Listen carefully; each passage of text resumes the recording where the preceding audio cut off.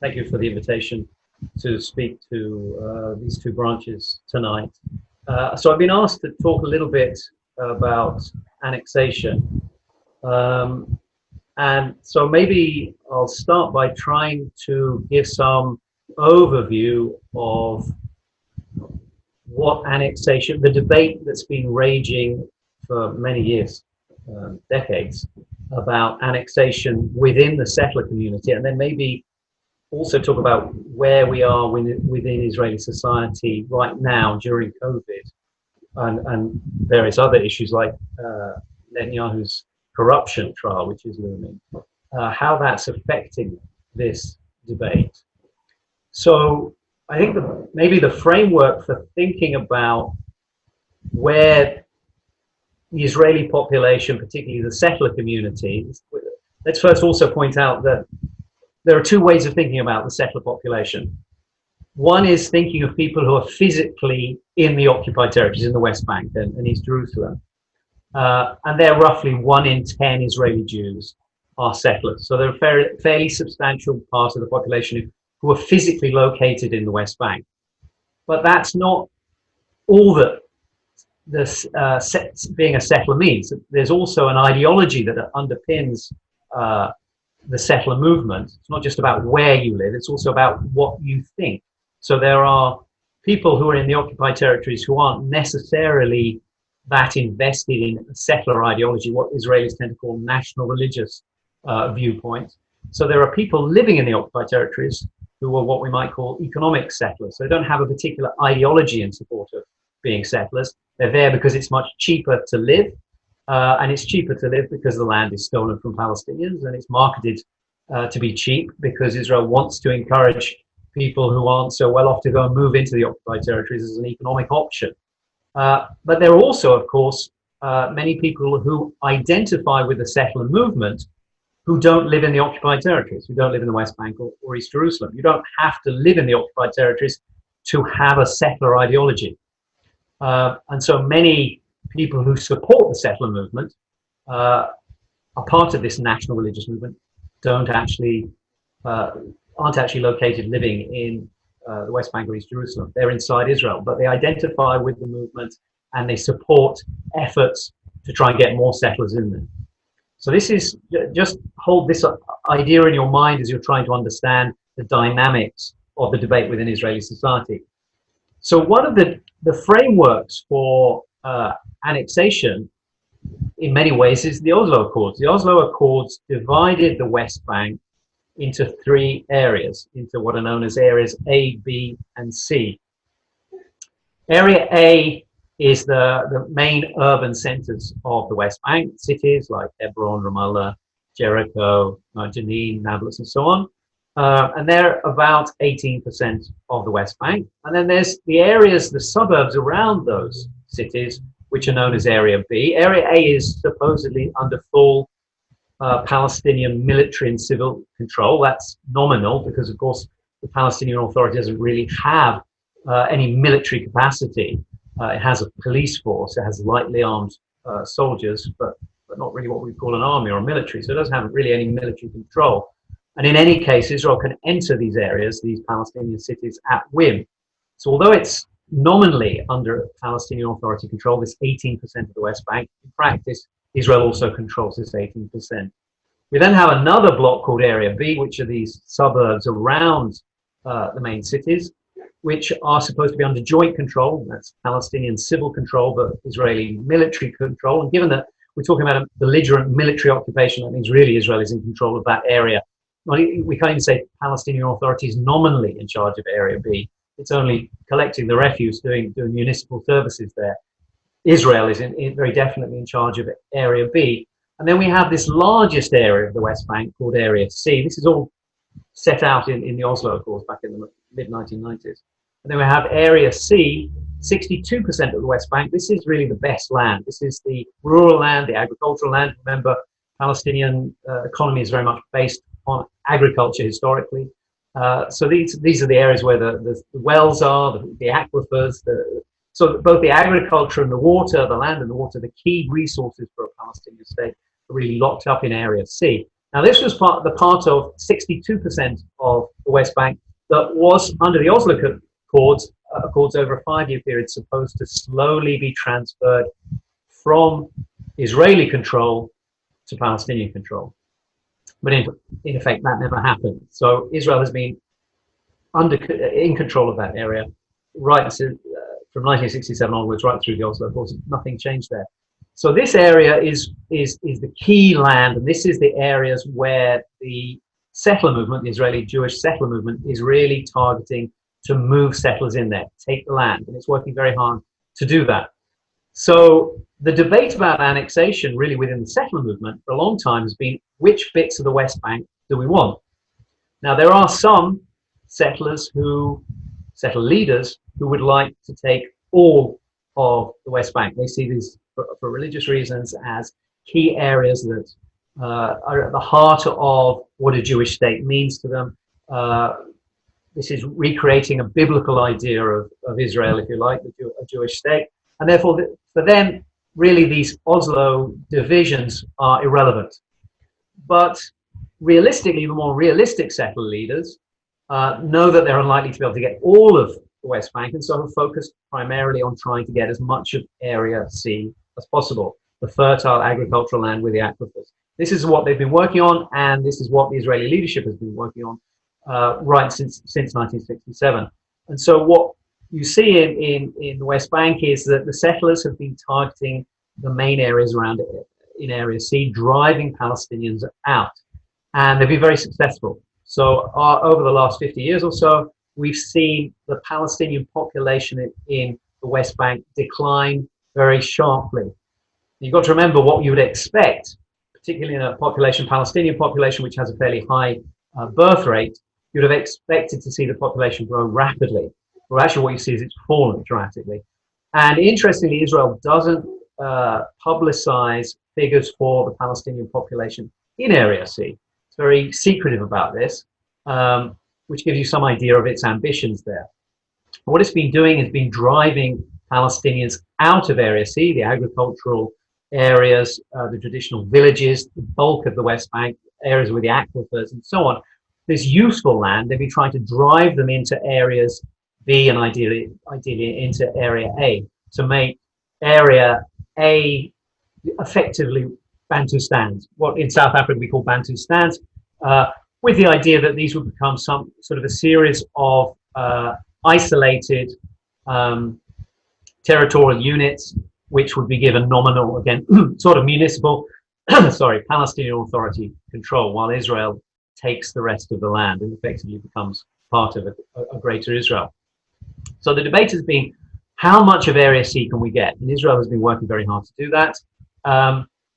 What's happened recently with the annexation plan is that Israel has settled on a provisional idea of taking about half of that Area C, the key areas, particularly the Jordan Valley, and following on a long-term vision, military vision, which we can take right back to the Allon Plan, named after Miguel Allon, a famous military general back in the 60s, which was the idea of taking key areas to isolate Palestinian territory. Most of you have seen the maps. You've seen the little archipelago of Palestinian islets of territory surrounded by Israeli Jewish land controlling it. So this has been a very successful project.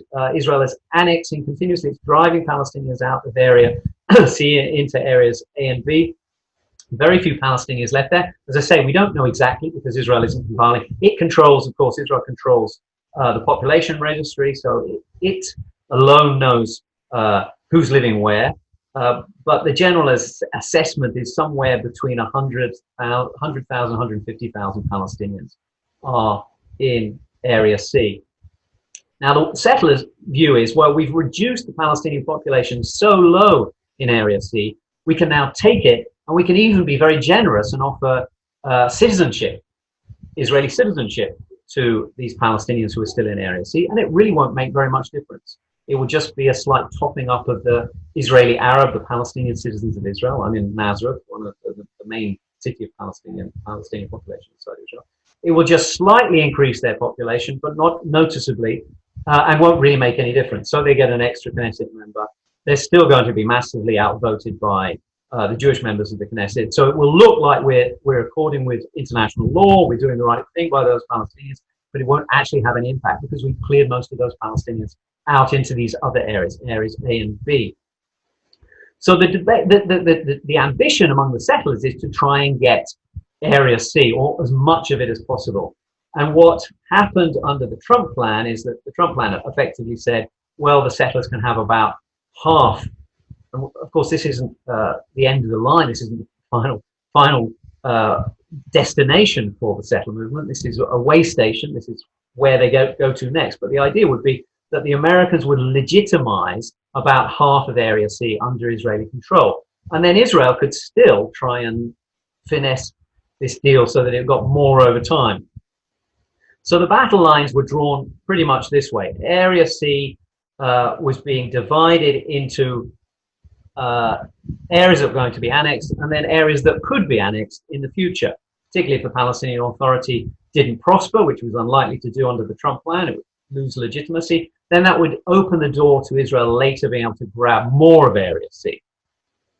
So we got to that point. That was where we were with. That was what Netanyahu was talking about when he was saying he was going to launch his annexation plan. It was obviously a very useful way for him to win votes in a series of elections he had over the last year and the beginning of this year, where he was being challenged very much by another right-wing party led by General Benny Gantz, who isn't against annexation, but isn't fervently in favor of it either. And so Netanyahu was using this as a way to say, this is what marks me out from the Benny Gantz party, the military party, that I will actually pull ahead with annexation. It may have tipped the balance in the last election where he managed to put together a government with Benny Gantz. So at this point, it looked like the Trump plan was finally going to be able to be implemented. And Gantz was going to go along. He wasn't particularly in the way of going to prove an obstacle to this. And at this point, things started to go quieter. And it's unclear. There have been lots of rumors in the American media, the Israeli media, about what was going on. Did Trump start to get cold feet about this, or maybe not Trump himself, but Kushner? Was David Friedman, the US ambassador to Israel, was he, and he's a close ally of the settlers, the most hardcore of the settlers, was he pushing this agenda further than the Trump administration was prepared to take it? So there was this standoff somewhere behind the scenes. It wasn't quite clear what was blocking Netanyahu's progress on this. There was a debate about whether Netanyahu was actually felt he could pull off this annexation, whether it wouldn't actually make things worse for him by forcing him to implement on the ground things that had already happened in practice, the difference between de facto annexation, what Israel has achieved in Area C, and trying to make it de jure, trying to legalize it in a way which was going to create a huge backlash from the Europeans and others. So there was all of this sort of debate going on in the media when suddenly it was announced that the UAE was doing a deal and that it had blocked annexation. Now we have Bahrain, which has also jumped on board with this as well. And so the annexation plan hasn't been scrapped, it's been put on hold by Netanyahu. Netanyahu says he's still planning to go ahead with it at some future stage. There is a problem for Netanyahu right now, which is that he needs to rally his support. He needs to find issues at which he can motivate people to support him. There's a possibility of another election looming. He has the corruption trial, which is causing a great deal of grief. And he's got massive protests here. They are directed pretty much at Netanyahu himself. We shouldn't be manipulated into thinking, as some of the media coverage tends to do, that somehow there's a very strong left wing in Israel which is vehemently opposed to Netanyahu on ideological grounds. That's not really right. This opposition is mainly from the right and what one might call the center, people who just don't like the corrupt clique that Netanyahu's been in power longer than any other Israeli prime minister, and he was already pretty corrupt to start with in his first term back in the 1990s.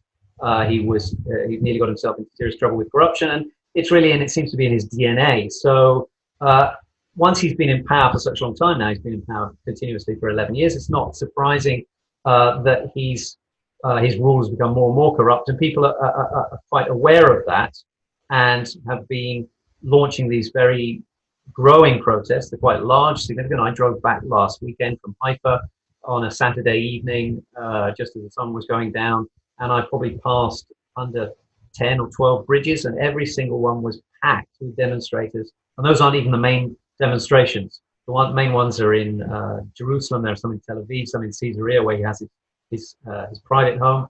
There are hundreds of bridges all across Israel, and if the ones I saw are anything to go by, there are huge numbers of people turning out. So there's a great deal of opposition to Netanyahu. But the society is incredibly polarized.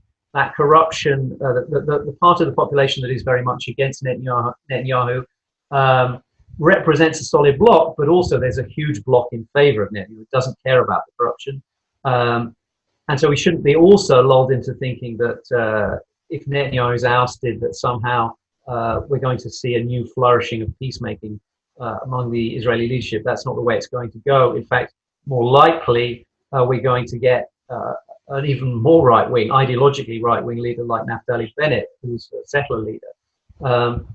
So there's no reason to think that annexation is off the cards because of that. One of the reasons that Netanyahu is that annexation isn't quite the issue it was for him, and it isn't a vote winner in quite the way it was 6 months ago, 8 months ago, when elections were looming, is because of the pandemic. Coronavirus has really had an enormous economic effect on Israel. We're just about tomorrow will be our last day of freedom before we're back in full lockdown again. There's a lot of anger about the lockdown, a lot of resentment to the way that Netanyahu has handled the lockdown, the first one and also this one, and the period in between when he really allowed everything just to go back to normal. He was distracted by other things. And this problem with the disease, death rate is going up, large numbers of people are catching the disease at the moment. The economic crisis that it's generated means that people really aren't focused on annexation. It's just not the priority for most people. A hardcore settlers, of course, it will always be a priority for them, but generally for the population, they're just not thinking about annexation at the moment. It's not very important. And that may partly explain, I think lots of other reasons, but one of the reasons why Netanyahu has gone for this deal with the UAE. As I said, there are lots of reasons he might want it, but it changes the story slightly from an annexation drive towards annexation that most people felt this wasn't the moment to do it, the time wasn't right, it wasn't worth investing all Israel's political energies and diplomatic favors on this issue right now. And it suddenly shifted it to a diplomatic triumph from Netanyahu's point of view. He can suggest that he's making peace with the Arab world, turning a corner, the Palestinians are being isolated in the Arab world, and that this will bring benefits to Israel in the longer term. Again, part of the problem is, though, people aren't so focused on the UAE deal either. People are very much thinking about COVID, what it means for them economically, health-wise, and so on. And so Netanyahu, in a sense, is struggling to find a new narrative to show himself as the savior, the political savior of Israel. His goal would be to get the Saudis on board. That would be a major coup for him. I think it's something that Israelis would sit up and take notice of. He's very much plugging with the UAE that there will be economic benefits, that it opens up a whole new market for Israelis, and this will, in some ways, offset the problems that have been inflicted on the economy because of COVID. So that's just to give you an overview of what's been happening the last few months. It's a bit schematic. I'd rather find out maybe what is of interest to people in these two groups, and try and maybe identify some particular themes or go into particular aspects of this or other things that are interesting to people. But so maybe I'll throw things open for questions at this stage. Thanks, Jonathan. Just to remind those who only managed to get into this meeting late,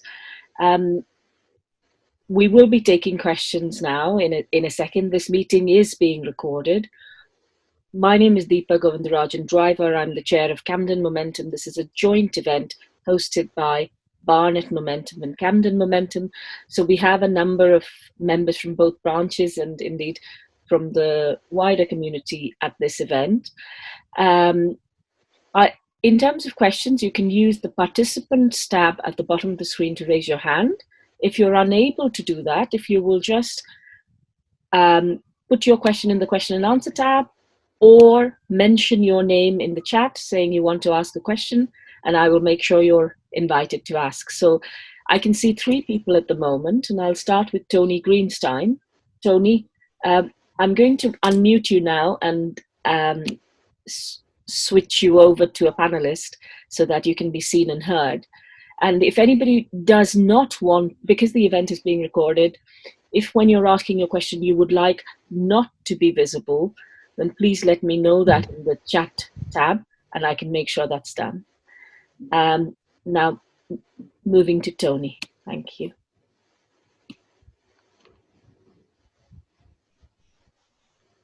Tony, can you hear us? And you should be able to speak now. Just bear with me a second. He seems to have been knocked off the call. I can see Tony's, yeah, he's there. Great. But he's muted at the moment. You're still muted, Tony. I'm going to unmute. Have I? Can you hear me now? I can, yes. Hi, Tony. Okay, right. Okay, thank you. Jonathan, I've already written my question, but I'll put it so that other people can hear it, which is, what effect do you think, what impact do you think the opposition of diaspora jury, in particular in the United States, has had on a decision to delay or postpone annexation? And I refer in particular to some of the stalwarts of the Zionist lobby, AIPAC, for instance, and someone like Alan Dershowitz, who's on the far right of the Zionist movement. Their argument, of course, has been that if annexation goes ahead and citizenship isn't then given to the Palestinians who live in Area C, it will be impossible to defend Israel from the charge that it is an apartheid state. I'd be interested to hear your views, Jonathan. Yeah, sure. I mean, it's not as though Netanyahu would have suddenly discovered this argument from opponents of annexation. It would have hit him out of the blue. I mean, these debates have been going on for a very long time. The question of, does Israel become an apartheid state if it annexes the area and doesn't give citizenship, is a long-running debate in settler circles in Israeli society. So he knows that argument. As I mentioned earlier, a fair section of the settler leadership aren't particularly bothered about the idea of giving citizenship to Palestinians in Area C, because there are so few of them, and because citizenship doesn't really, we haven't really talked about this, but this is something obviously you and I both think about a great deal. Citizenship, when you're a Palestinian in Israel, doesn't really mean a great deal, doesn't really count for very much. You have a vote for the Knesset, but you don't have any influence in the Knesset. You don't have any influence on the government. So having an extra Knesset member or two elected for the joint list, say, would be, well, it'd be good for the joint list, but it wouldn't really make much difference to how the government had to operate in practice. So I don't think we can imagine that Netanyahu was surprised by this. I think there's a debate to make about whether Netanyahu really wanted to go down the path of formally annexing parts of Area C or all of Area C. I suspect, and there are many commentators in the Israeli media who would say this, that he was fine with the way things already were, that he didn't need to annex. That annexation has become an internal issue within the right, and his Likud party has increasingly become a settler party. So you have these different blocks. You have the ultra-Orthodox parties, which have large populations now, who, in fact, the largest section of the largest growth in the settler population is from these ultra-Orthodox religious parties, which have very large settler communities like Modin Elite and Beta Elite.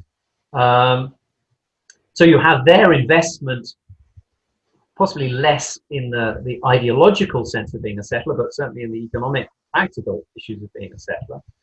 You have Naftali Bennett's party, which are more clear, ideologically committed to the settler movement, and it becomes their main electoral platform. And these other right-wing settler groups. And then you have Likud, which is this right-wing party that embraces everything from economic settlers to the Mizrahim, the people, the Jews who came from the Arab countries, and have tended to become being educated by the Israeli system, become very anti-Arab. And you have the ideological settlers there as well. But so Netanyahu is battling within his own party an increasing move to the right, and he can't risk being outflanked on the right. So I think there's an element of him paying lip service to the annexation cause. I mean, there's no doubt he's very much in favor of the settlements, but the annexation cause, in some sense, is sort of the pig-headed settler option. And I don't know that he's necessarily pig-headed about it. I think he's pragmatic about what he can get away with and what isn't going to damage him politically inside Israel and diplomatically with his bases of support abroad.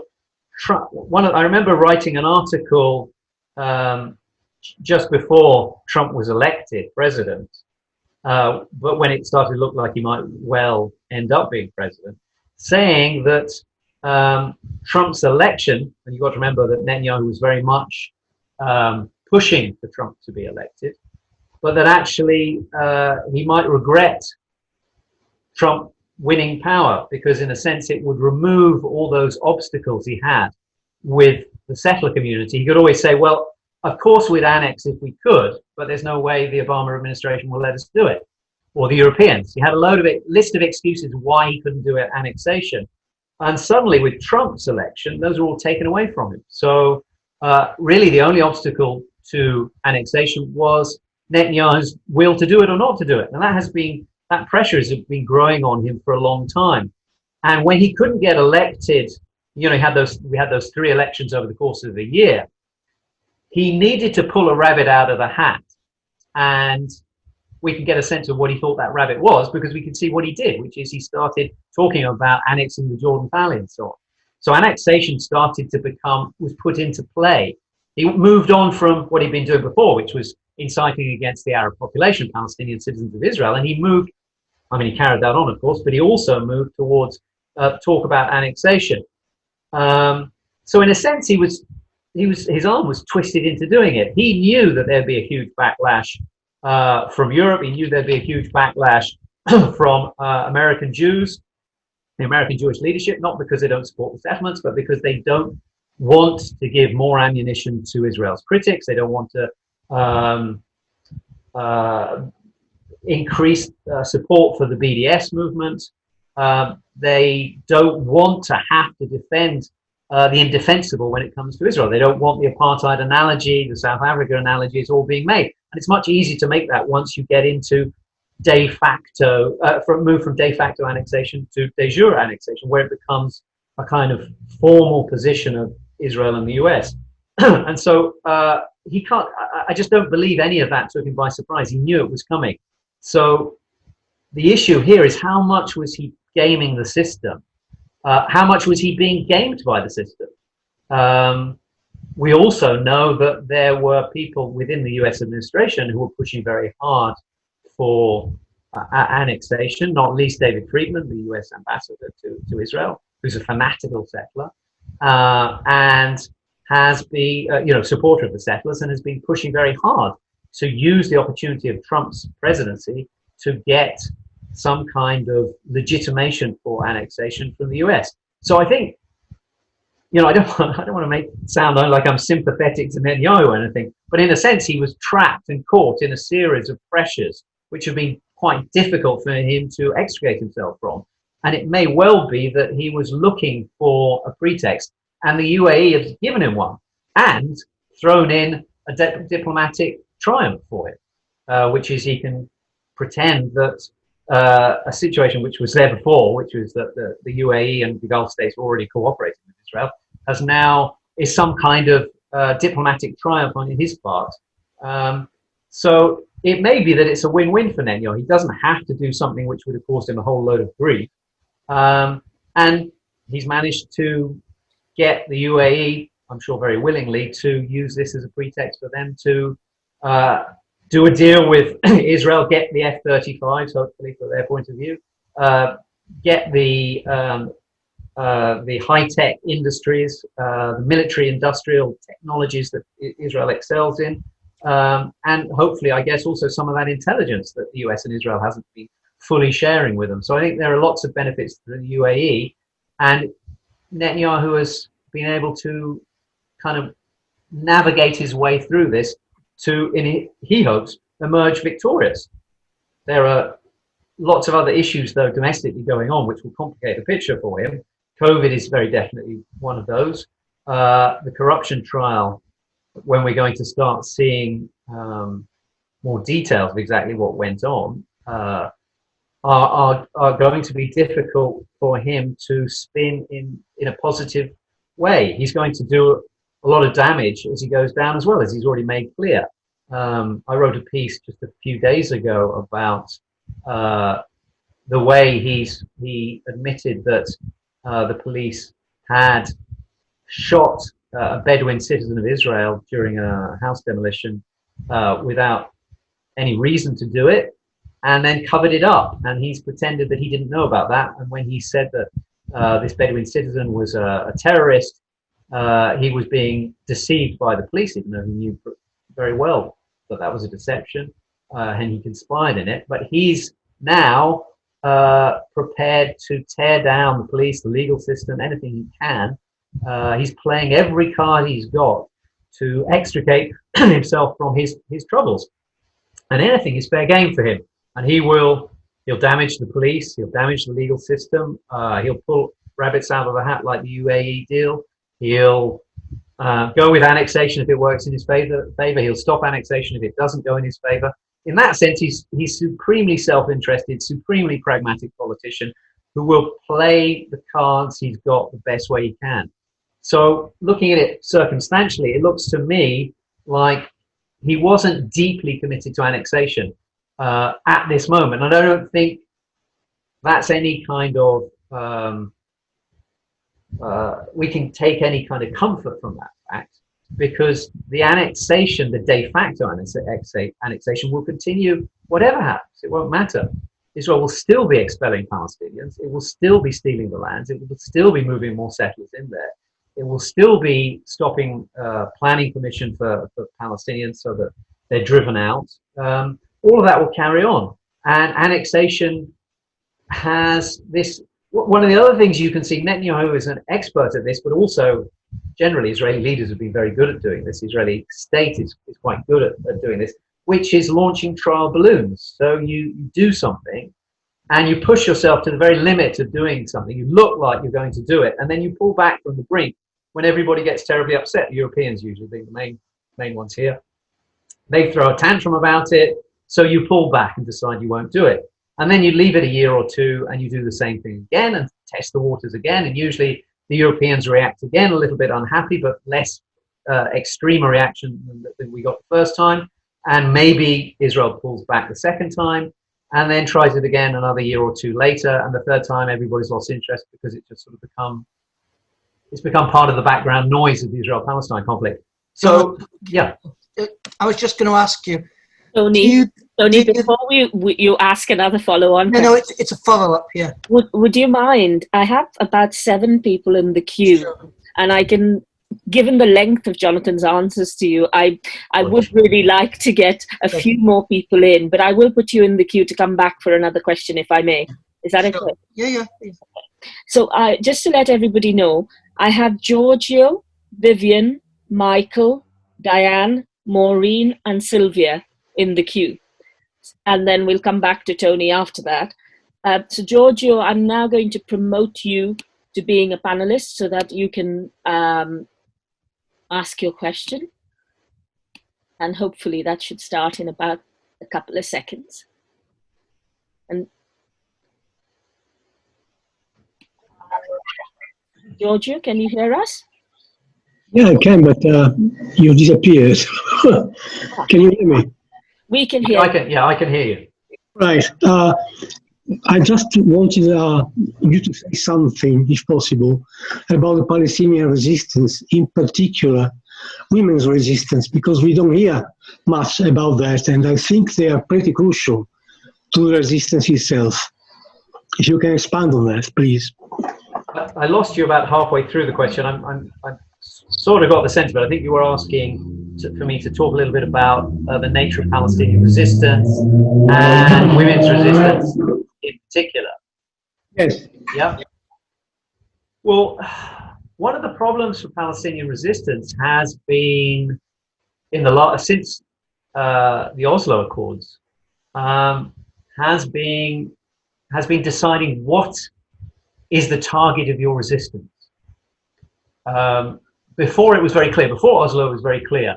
When Palestinians were resisting, they were resisting Israeli occupation, military rule, and the address for that resistance was clear to them. After Oslo, it became much less clear who you were resisting, who you needed to resist, and what was the best strategy for resistance. And in many ways, Palestinians are still stuck with answering that question. Who do we resist first?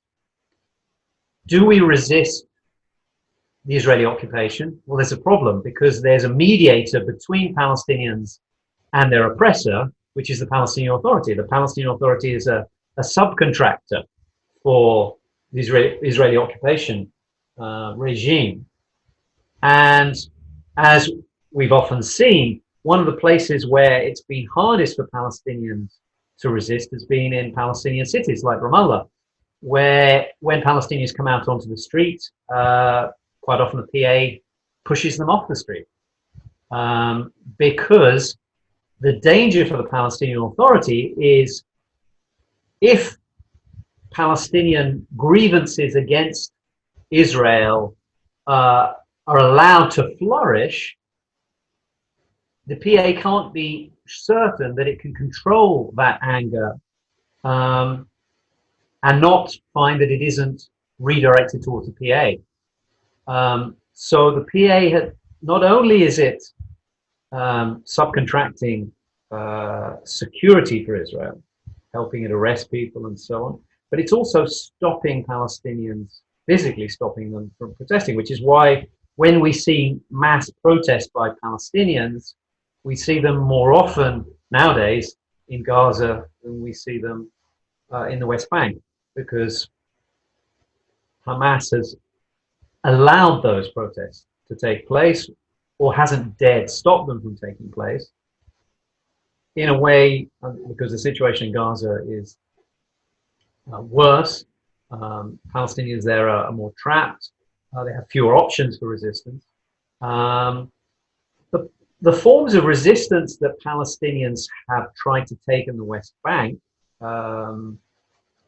particularly, for instance, the land protests, the efforts to stop the wall from being built on agricultural land, those were very much communal resistance movements based around a particular community trying to stop the wall taking its farmland. And there were many of those communities doing that, and they worked and cooperated with each other. But the battle itself was, in a sense, waged by each community against the soldiers who were trying to help the contractors build those walls and take the land, steal the land, and so on. And it was noticeable that the PA offered very little help to those Palestinian communities, apart from occasional lip service. A PA minister might turn up, sit and have coffee, tell them they're doing a great job, and then disappear. And really, that was about the extent of it. So the PA has really not helped Palestinian resistance. There was another interesting move a few years back when young Palestinians started to set up what Israel would call illegal outposts. Israel allows the settlers to set up these illegal outposts. They're called illegal outposts because they are extensions of the main settlements. So under the Oslo Accords, Israel promised the Americans that it wouldn't create new settlements. So it's got these 120, 130 established settlements, which are already there, and not much seems that is going to be done about them. There's no pressure on Israel to do much about them. They've been expanding and growing. But one of the things Israel wants to do isn't just want to expand the settlements where they are. It wants to expand their territorial reach. So it allows these settlements to have offshoots. And these are technically illegal. They're illegal because Israel has promised the Americans that they won't allow new settlements. But so they're known as illegal outposts, but Israel entirely allows them to take place. It supplies them with water. Soldiers go up there and protect these outposts. Buses, the Eged bus service almost instantly starts providing, puts up a bus stop and starts transporting them and so on. So they're legal in every meaningful sense, but technically they're not supposed to be there. So the Palestinians started an idea. One of the creative ideas was to start building their own illegal outposts on the same principle. If the settlers could do it on Palestinian land, why couldn't Palestinians create these outposts on their own land?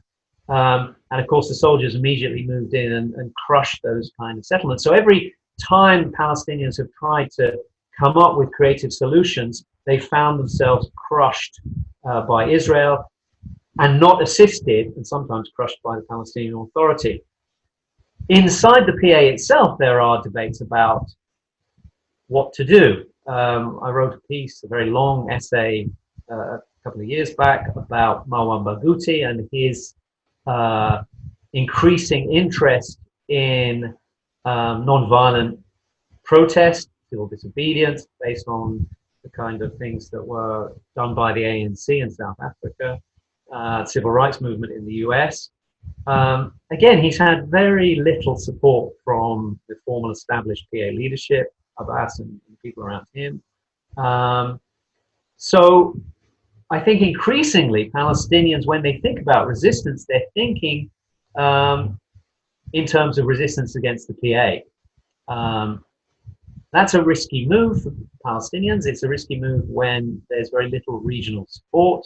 Once they had Arab states around them supporting them, now in the context of the UAE and Bahrain's deal with Israel and others hovering in the background, reportedly, they know since the Arab Spring that the Arab regimes are not even paying lip service to the Palestinian cause anymore. So they're very isolated. The Palestinians have little leadership, formal leadership that wants to support them. So resistance is a difficult thing to do right now. I remember, the philosophy of nonviolent resistance, civil protest, civil disobedience. These ideas are premised on, in a sense, on theatre, which is that you win support for your cause by going out on the streets, by refusing to be oppressed, to be driven back to your homes. That theatre galvanizes more people out onto the streets, and it galvanizes support for you internationally, because you tend to be crushed when you try to do it. But the problem for the Palestinians is that there's very little of this ability to create theatre in the occupied territories. The Palestinian Authority tries to stop it happening. There's not an audience in the Arab world, much of an audience left for it. It's unclear who will support Palestinians if they come out and risk their lives, and that's what they will be doing when they do these kinds of protests, because soldiers have shown, as they did in Gaza, that they will shoot without compunction. They'll shoot women, children, journalists, medical crews. Nobody is immune from that kind of attack from the Israeli security forces. So for Palestinians, there is this moment of feeling, well, what kind of resistance is going to change things for us? Who is our audience? What kind of theatre can we stage here, the theatre of resistance, when there isn't an audience? So I think Palestinians have been struggling to think of the kinds of resistance they can do. Gaza has been more creative, more effective, because the PA isn't there to repress it. We've seen various things. We've seen the March of Return, the protests at the perimeter fence. We've seen the balloons, the incendiary balloons being sent out. So there are ways that Palestinians in Gaza are trying to mobilize attention to their cause. But mostly the media in the West, Israel has supported Israel in kind of portraying this as terrorism or Hamas-inspired terrorism. So it has been very difficult. I'm not quite sure what your question relating to women's role in resistance is, whether you're talking about what roles have women played in resistance, or whether you're talking about the obstacles that they face within Palestinian society. One of the problems that emerged with the PA was that before that, women had played a very central role in, for instance, the first Intifada. And they've been out there protesting, they've been banging the pots and the pans along with the men, they've been marching, they've been refusing to pay their taxes, and all of that kind of civil disobedience that was going on in the first Intifada was very equally shared across Palestinian society. After Oslo, with the Palestinian Authority there, for quite some time, the second Intifada moved into one of a kind of militarized effort to resist Israel's occupation, because Palestinians had police forces, they had weapons, they were in a different relationship now with the Israeli occupation, or felt they were in a different relationship because the PA was there. And in fact, what they discovered is they weren't really in a very different relationship with the occupation forces because of Israel's strength militarily, technology it had, and so on. But in that process, women were marginalized because it was a military intifada, and women weren't seen as those who could take part in that kind of resistance. Women came back into the picture with the communal protests against the wall, based around in the Area C communities where the wall was being built. They were very visible there, and they've been very visible in the protests in Gaza, the fence protests. So they're finding a role again, because the military option has been pushed aside by Palestinians. They realize mostly that it doesn't work, it doesn't help their cause, it doesn't have really any impact on Israel. It just rationalizes and justifies Israel's greater use of force. So I think the debate now in Palestinian society is twofold. One is, who is the target for our resistance? And I think increasingly Palestinians are probably settling on the fact that it's the PA is their biggest obstacle, that they need to remove the PA before they can take on Israel. That's one thing. And the other is what sort of strategy. And I think it's clear that when we see protests, as we have in Gaza, they will be more of the civil disobedience, non-violent type protests. Non-violence doesn't mean there'll be no violence, but it does mean that there will be, hang on, let me just turn my phone off.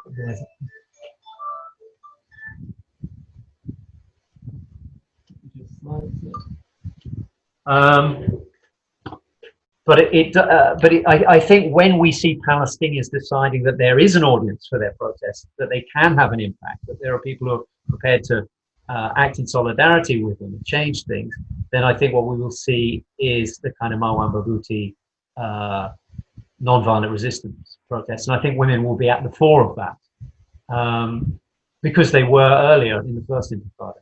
Sorry, again, that was a very long answer to probably a question that could have had a shorter one. A lot of people have been waiting a long time to hear you speak, Jonathan. So we're very grateful that you're taking the trouble to answer our questions in enough. I'll try and be briefer, but I tend to find lots of different things come into my mind as I'm talking. Sure. And I think it's good for us, because sometimes some of the other questions might be answered without you having to go through them again.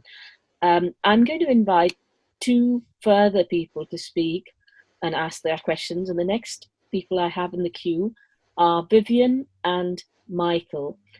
So Michael, I'm going to promote you to panelist. Same with Vivian, if you could ask your questions, and then I'll move you back to being attendees. So hopefully, Michael, can you hear us now? Need to unmute. Yeah. Okay. Michael first, and then Vivian, if you could both ask your questions, and then Jonathan, if you wouldn't mind answering both. Is Yeah, that sure. or would you prefer one at a time, Jonathan? No, let's try both. Over to you, Michael. Sure. Thanks, Deepa. Thanks, Jonathan. That's really great. My question is about the JNF. I know you were on the Stop the JNF webinar a few weeks ago, and I'm part of Stop the JNF. And one of the things about the JNF, it's not very well known as it should be. It's a charity here, but it steals Palestinian land in Israel. And people need to know that. And I wondered if you'd say something about who they are, what they're doing, and their kind of really central role in Israeli apartheid, because the land that they have is for Jewish people only till the end of time, and it's a way of completely creating an apartheid society. I'd be glad if you could say more about the JNF and its centrality. Are we going to hear Vivian's question as well? Vivian is on mute at the moment. Hi, can you hear me now? Yes, can hear you. Oh, hi. Nice to speak to you. I didn't actually have a question. I maybe have a namesake. Okay. It wasn't me, is what I'm I saying. beg your pardon. Ah, okay. Your hand was raised, so I'm sorry we had you in the queue. I'll move No you. problem. Sorry. Could I invite Diane Pierce? Actually, before Diane, Maureen wanted to ask a question, and then I'll come to Diane next. Maureen Bursell, I'm going to move you to panelist, and hopefully you should be able to ask your question.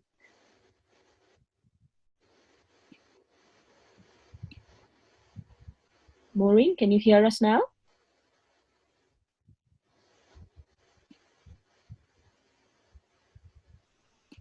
Hello? Hello? Hi, Maureen. I can hear you. Thank you. Okay. Just if you could say what you think of the prospects of Hamas and Fatah and other factions working together in a united way. Thank you. Thanks, Maureen. Okay, shall I deal with those two questions? Yes, please. So the Jewish National Fund, well, I won't go into a great deal about Jewish National Fund because I did do a fairly lengthy webinar on it. Anybody who wants to know more about the JNF, and I agree with Michael, it's a really key subject for understanding how apartheid works inside Israel, how the details of it on the ground. I would refer you to what's effectively a transcript of my talk. And I expanded it a bit in an article on my blog site. But just to give the outlines of it, the JNF has a role both inside, its main role is inside Israel, but it also is operating in a slightly shadier way inside the West Bank. And it's when we talk about its role inside Israel, from Israel's point of view, that includes Jerusalem, East Jerusalem, which is occupied territory. So from our point of view, it isn't Israel, but from the Jewish National Fund's point of view and from Israel's point of view, it treats East Jerusalem as though it is Israel. So it's fairly transparent what it's doing there. You may be aware of its work right now in helping settlers in East Jerusalem to evict Palestinians from their homes in neighborhoods like Silwan and Sheikh Jarrah. So Palestinians who are living in those neighborhoods have been coming under attack from settler groups who've been trying to evict them. They go to the courts and they often provide documents which may or may not be valid ones. Doesn't really matter. The courts invariably side with the settler movements, and the Jewish National Fund helps, sometimes explicitly and sometimes behind the scenes, but it helps the settler groups evict Palestinians from these Palestinian neighborhoods. So I'm not talking about land, empty land that Israel has then gone and created settlements on. I'm talking about Palestinian communities in East Jerusalem. Those families find themselves evicted by the Jewish National Fund. And the money that the Jewish National Fund is expending on these kinds of activities in East Jerusalem is raised among Jewish communities in Britain, in Europe, in America, North America. So anybody who's making charitable donations to the Jewish National Fund is helping right now evict Palestinian families from those Palestinian neighborhoods so that settlers can take them over and Judaize. What they're trying to do is, of course, surround the old city of Jerusalem to isolate it and then also help the settler movement move into the old city and evict more Palestinians there as well. So Judaizing the holy sites, not least the Al-Aqsa Mosque area. But maybe more significant in terms of the apartheid. When we talk about Israel as an apartheid state, you may remember many years ago, Jimmy Carter, former US president, wrote a book accusing Israel of allowing apartheid to take root. And he was talking about apartheid in the West Bank. When you hear people saying Israel is in danger of becoming an apartheid state and so on, which you hear even some Israeli leaders like Ehud Olmert and Ehud Barak talking about, then it never actually happens the moment of apartheid. They say it's going to happen, it's in danger of happening. It never actually arrives, but there's always this threat that it might arrive. What they're talking about is this issue we're talking about before, which is that if Israel effectively takes over the West Bank, whether it's annexation or it just becomes de facto ruler of all of the West Bank, gets rid of the PA and rules over all the Palestinians there will be a day imminently or even already arrived when Palestinians will be 51% of the population. And in this very simplistic, simple-minded way of looking at things, Israel is in danger of becoming an apartheid state the moment that 49% of the population are Jews ruling over 51% of the population in a greater Israel. I mean, to me, that's obviously a ridiculous argument. That's not what apartheid means, but that's the kind of argument that's being made by probably Jimmy Carter and certainly by Ehud Olmert and Ehud Barak. But the reason that many people like me talk about apartheid, Israel being an apartheid state, is totally unrelated to that. So for me, that's what I would call apartheid plus. That's apartheid and more than apartheid. When I talk about apartheid, I'm talking about Israel inside its internationally recognized borders, there it operating a system of apartheid. And the key to understanding how it does that, there are various important ways it does that. One of them is in the different standards of citizenship it has, which we haven't talked about.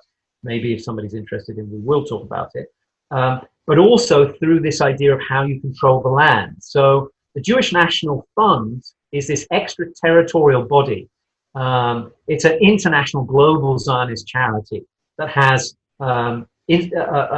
organizational infrastructure in most European countries, certainly in Britain and in North America, where it is channeling funds towards its Israeli offshoot branch to control as much of the land inside Israel as possible. So what happens in Israel is that 93% of the land in Israel is nationalized. Now, to understand what nationalized means, it doesn't mean, it's not like crown land in the UK, bad as crown land might be. It's a rather different concept. When we talk about the land being nationalized, it's nationalized not for Israeli citizens. Now, to understand this, I need to just briefly mention that Israel has divided the idea of citizenship from nationality, so which is a bit strange for us. When I say I'm a British citizen and a British national, for most of us, those are interchangeable terms, they're synonyms. I'm a British citizen, I'm a British national. If there's a difference, I don't know what it is. But in Israel, it's very clearly the same, different concepts. Citizenship and nationality, entirely different concepts. So inside Israel, all Israeli citizens, whether they are 20% of the population, are Palestinian citizens like my wife, my kids. We're living in Nazareth, Palestinian city inside Israel. 20% of Israel's population are Palestinians and they have citizenship. And 80%, roughly 80% of the population are Jewish and they have citizenship. Now, there are actually different parts of that. So we can't say even that citizenship is equal, but let's not go into that detail. More significant from our point of view is that Israel then separates off this idea of citizenship, Israeli citizenship, from nationality.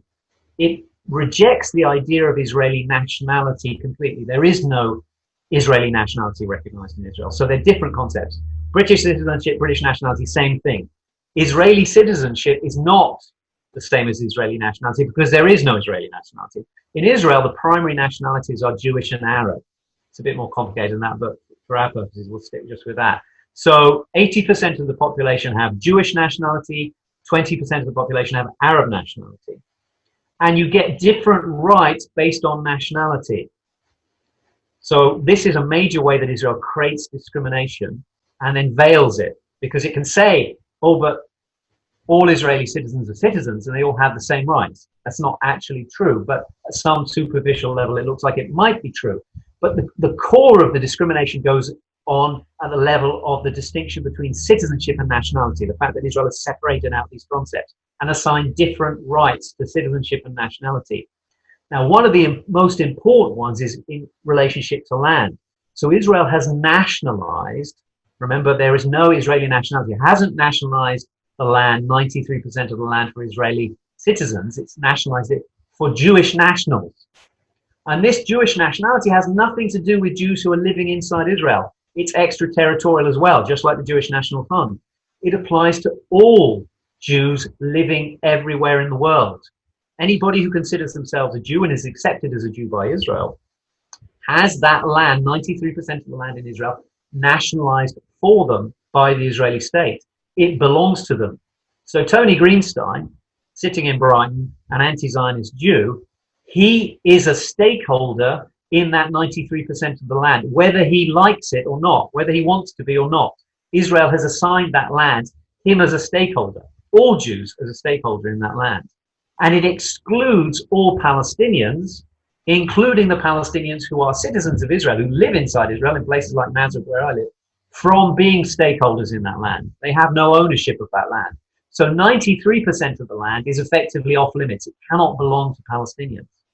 Now, Palestinians inside Israel are 20% of the population, but they are allowed only the private land that they had before 1948. They had much more land than that. Israel has taken most of it. But the bits of land they still have, like the cities that I'm in, like Nazareth, that amounts to about 2% of the land. So that's the land that Palestinians have access to. They don't have access to any of the rest of it, which is why they're all living in ghettos, overcrowded, cramped. They can't go and live on the rest of this land, which is controlled by Jewish population groups and usually historically by agricultural communities, the famous ones like the kibbutz and the moshav. One of the reasons Israel wanted to promote the idea of Israel as a Jewish state as redeeming land, as making the desert bloom. This whole discourse about Israel, that it was going to redeem the land and make the desert bloom, was based around this need to do agriculture, and that only Jews could do it. So the kibbutz, the moshav, these communities which are often presented to us as socialist or communist in their origins, where left-wing Israelis supposedly live today, these are all based on the idea that they're exclusively for Jews. Now, the way that that's done is that Israel assigns the Jewish National Fund to look after most of that land. In fact, it transferred a large chunk of that land. 13% of that 93% is actually explicitly owned by the Jewish National Fund. And by its charter, the Jewish National Fund cannot allow anybody but Jews to live on that land. It's exclusively Jewish land in the charter of the Jewish National Fund. So Palestinian citizens of Israel, 20% of the population, are by definition excluded from this land. They cannot live on it because the Jewish National Fund constitutionally can't allow them to and doesn't want to allow them to. But the Jewish National Fund's role extends beyond this, because also remember I said 93% of the land is nationalized for Jews around the world. 13% of it is owned by the Jewish National Fund. That leaves 80%. That 80% is Israeli state land. There's a body, the Israel Lands Authority, which supposedly is the caretaker of that land. But the Jewish National Fund dominates that authority and therefore imposes the same obligations on that land as it does on its own 13% of the land. So that whole 93% is effectively controlled by the Jewish National Fund. and is there exclusively for the benefit of the Jewish people everywhere, inside Israel and outside Israel, belongs to all of them. And if you want to go and live in one of these communities, you have to go through committees. Again, the Jewish National Fund has a role in these committees as well, in vetting people who are allowed to live there. So again, Palestinian citizens of Israel can't live there. So the Jewish National Fund is at the core of an apartheid project. It's not the only thing there, but it's one of the core pieces of this apartheid project that excludes Palestinian citizens from almost all of the land that was once historic Palestine. This is part of its settler colonial role. One of the things I haven't talked about is what settler colonialism is. Again, and the Jewish National Fund is at the heart of that. I don't know, I think understanding what settler colonialism is very, very important when we're trying to think about understanding what Israel is doing, both inside Israel and in the occupied territories. If Deepa is prepared to let me talk for another 5 minutes on this, answering this question, I'll happily briefly explain what settler colonialism is and why Israel very clearly is an example of a settler colonial state, just like South Africa was in other states. But she may want to hurry me on to the next question. No, I don't actually. I think we're just grateful to be able to talk to you, and I know it's late for you. Could I just check if it's unless anybody has an objection from the audience, this event is being recorded, so if you have to drop off at 8:30, I would like for Jonathan to be able to continue talking to us. We have, after you've finished that question, we have 2 further questions from Diane and Sylvia, and with that I'll try and close it off. I know Luke's also waiting to ask, so I might try and squeeze him into the last group. So Jonathan, take your time, and hopefully unless I can't see any objections being posted in the chat to us continuing, unless it's too late for you, we're grateful for your time, and please continue. I'm a night owl, so I should be fine. I hope I'll be fine. So let me just say something about settler colonialism, because I get a lot of groups coming, or did used to get lots of groups coming to Nazareth. I don't get any of them, haven't for months now, of course. And one of the things, often they were church groups, they were also Palestinian solidarity groups. But one thing that became clear to me when I engaged with these groups is how rarely people understood what settler colonialism is. I think if one really wants to get to grips with understanding Israel as a state and its options, the trajectory of where its ideology is going, then really having some understanding of settler colonialism is really very important, which is why, and it ties in with the Jewish National Fund. So that's why I thought I'd take a brief pause and just explore this idea. I want to just distinguish between traditional colonialism, and the British know, of course, all about colonialism, distinguish between traditional colonialism and settler colonialism. So colonialism, let's take a very familiar example to us, would be the British in India, which is all about Britain going to another country to steal its resources, steal its labor, and then once it's extracted those resources, bring them back to the motherland, where an elite grows fabulously rich and possibly shares out some of the goods, the benefits to the wider population to keep them pacified so they don't rise up against the elites. That's traditional colonialism. There is a flaw in traditional colonialism, which is if it goes on long enough, eventually the colonized population devise strategies of resistance and usually manage to evict the colonial power from the scene, as happened to Britain in India. Settler colonialism is slightly different. It's driven by a different kind of logic. Whereas colonialism is there primarily to exploit the native population, settler colonialism is there to replace the native population. So a different emphasis. The leading scholar on settler colonialism describes it as the logic of elimination. There are 3 main strategies of elimination. If you're a settler colonial society and you want to replace the native population, you have 3 main ways you can do it. You can do it through extermination. You can simply exterminate the native population. That's what we might call the North American model. And there you see a good example of how settler colonial people go in and try to destroy the native population. If you cannot succeed in exterminating the native population, Your next best option is to expel the native population, drive them out of their homeland, and then claim it as your homeland. This is what we might call the Israel model. This is what Israel did in 1948 with the ethnic cleansing in Palestine, and tried it again slightly less successfully in 1967. And then the third strategy, if it's too difficult to exterminate the native population or to expel them, maybe there are simply too many natives, or you're hampered by the fact that you have 24-hour rolling news, satellite TV, social media, you would fall back on the third option, which is apartheid, what we call the South Africa model. What you try and do is take the best land, the best resources, and then you herd the native population into ghettos, into Bantustans, and so on, and leave the best land for yourself. Now, these strategies aren't exclusive. You can do more than one. In fact, usually settler colonial societies do more than one. If you think of North America, you'll think that, okay, the white settler population came in and largely exterminated the native peoples there, but there were some Native Americans who were left, and they ended up where? In reservations.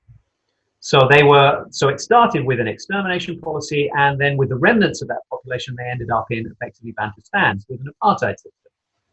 In Israel's case, you can see that Israel started with an ethnic cleansing model, and then moved to, when it had remnants of Palestinians it couldn't get rid of, or not easily get rid of them, it moved to an apartheid model. And some people would argue, they'd use different terminology, that in the case of Gaza, there are indications that Israel has even moved towards an extermination model. Certainly, if you think about the resources available to people in Gaza, it's difficult to see how people can thrive in Gaza unless really dramatic things change there. And if they can't thrive, if their water becomes entirely polluted, then that would potentially be the beginnings of an extermination model. So Israel could be pursuing all three models. It's possible. So it's important to understand what Israel is trying to do. In the occupied territories, it's doing what I call an apartheid plus model. So it's creating an apartheid society, it's driving the Palestinians into areas A and B, those are the Bantustans, and trying to take area C, the best land, most of the land, 2/3 of the West Bank, the best land in the West Bank. It's trying to create that as Israel through a de facto or a de jure annexation, and drive the Palestinians into Bantustans. Does it end there? I think it would be hard to imagine that that's really Israel's ultimate goal. It probably understands that those Bantustans, the areas A and B, are not long-term sustainable, and therefore it's also aiming to put pressure on those areas to drive the Palestinians out of them and ideally somewhere else. So that would be apartheid plus longer-term ethnic cleansing going on there. Inside Israel, it's a bit harder to do the ethnic cleansing. I don't want to say there isn't ethnic cleansing going on. There is some ethnic cleansing going on, but more Israel is a traditional apartheid society. So what it's done is it's driven Palestinians off their historic lands. Obviously, it did that entirely with the refugees. They're entirely driven off their land. But the Palestinians who remained on their land, they were herded into reservations. In some cases, those reservations were where they already lived, like where I am in Nazareth. But in other cases, down in the Negev, the Nakab, in the south, the semi-desert south area, Israel has been gradually driving the Bedouin off the lands that they had, their ancestral lands, and driving them into what you can even see in Israel's language. It sort of gives the clues here into an area they call the Siage, which we might translate as the fenced-in siege area. And so they're driving the Bedouin, and are doing that to this very day. Some of you may be aware of a community called Al Arakib down in the Negev, which has been destroyed. I mean, I lost track after 100 times, maybe 150, I can't remember, but it's a very large number of times. Over the last 10 years or so, Israel has destroyed that community dozens and dozens and dozens of times. Police sent in there, destroyed the community to try and pressure them to leave. And they keep putting up tents and tin shacks, and they get knocked down over and over again. And that's a process that's been going on repeatedly in all sorts of places. So their ethnic cleansing is going on. But more specifically, what we see inside Israel is an apartheid, a fairly classic apartheid model. Palestinians are in their Bantustans, caged in their Bantustans, and the Jewish National Fund is the warden. It's there to police that, to make sure that Palestinians can't get out of those ghettos. They can't get into the Judaized, that's not a term I just made up, that's an official Israeli term, the Judaized land that surrounds that sea of 93% of the land, which is Judaized. So Palestinians are trapped in their ghettoized spaces, allowing Israel to take the rest of the land. And that's a very typical settler colonial model. And the important point from our point of view, of course, is that when we hear, I mean, I know there's a strong dislike now of using in popular culture, in media culture and so on, to using the term Zionist. You know, now that's proof of anti-Semitism or whatever. But really, we can't understand what Israel is doing and how it's co-opted Jews in Britain, North America, and so on into this apartheid project unless we understand what Zionism is.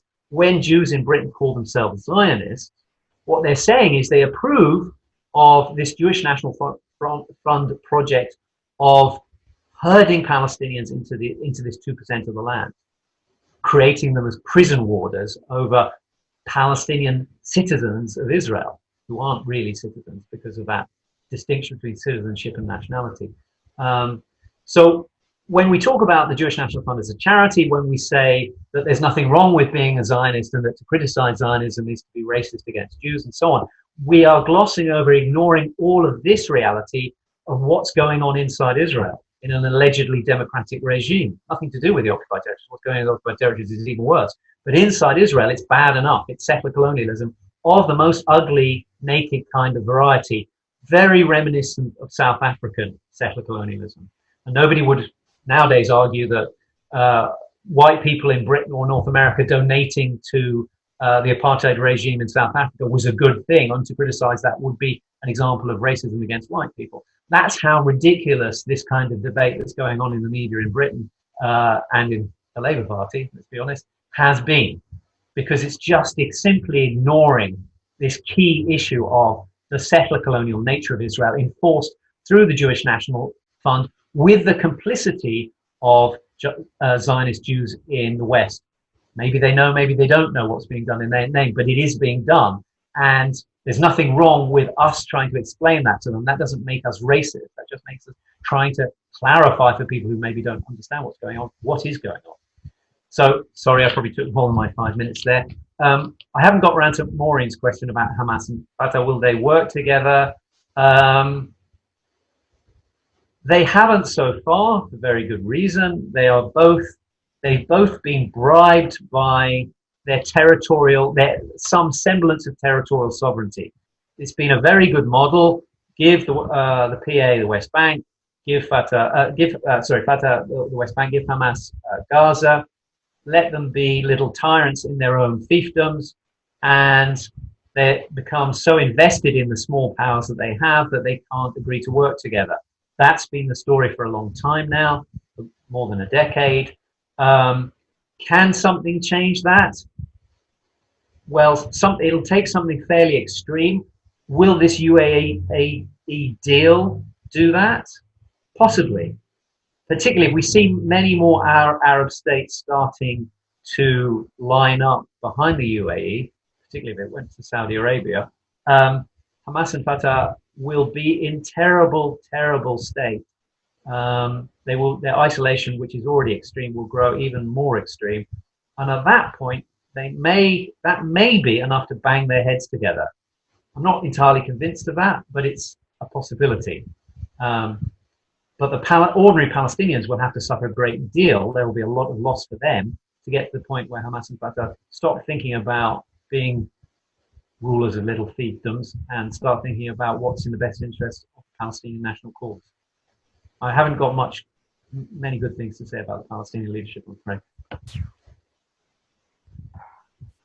Thank you, Jonathan. I've now promoted a few more people to panelist status, and this is the last group of people whom I will take questions from. I know Diane wanted to ask a question, but also offer some information for those who are at this meeting. So Diane, why don't you go first, and then we'll take Luke, Sylvia, and lastly, Tony.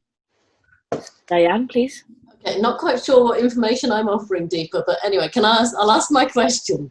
I'll ask my question. Okay, this may be quite naive, Jonathan, so forgive me, but why has Israel not had to relinquish Area C? As it was, I understand, on the cards some time ago, and it should have only lasted for 5 years, but it has gone on, hasn't it, since the Oslo Accord was signed. And so why aren't the Palestinians able to have more rights over that area of land? I mean, I went on a call over the summer with Camden Abu Dis, and they showed us how the Palestinians were living in a basic shack in a field, and the settlers had all their plumbing and all their drains and all their electricity were just over the fence, all in Area C. It just doesn't. It's unfair. Thank you, Diane. That's unfair, isn't it? I've worked out why I thought you had a question and a comment, because I think a few people have logged in with the name Diane, probably because you've shared the link with them. I did share the link. Yes, I did. Yes. So the person who's Diane, who's pretending to be Diane, who wanted to make a comment, I don't know who you are, but if you will say in the chat who you are, I'll try and promote you from there. But I'm going to try and ask the next person who wanted to ask a question, which I think is Sylvia. Go next. Sylvia, can you hear us? Oh, hold on. Yeah. Can you? Good. Okay. Thank you. It is another kind of in a way, partially naive question, I think, Jonathan. First of all, I want to say thank you for crystal clear explanations and answers. They are absolutely brilliant. But I would like to ask something a bit more specific, not just about Fatah and Hamas getting together, so to speak, because they have tried it hundreds of times, but more about the future of Fatah, who seems to be in much more trouble, and I may be wrong, in much more trouble than Hamas is at the moment with the grassroots movements. And I wonder what you think about the future of Fatah in that sense. What might happen? Okay. Yeah, Thank that's you, it. Sylvia. And next, Luke, please.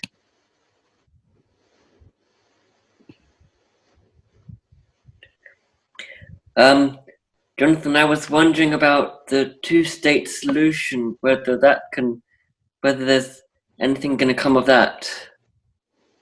Thank you, Luke.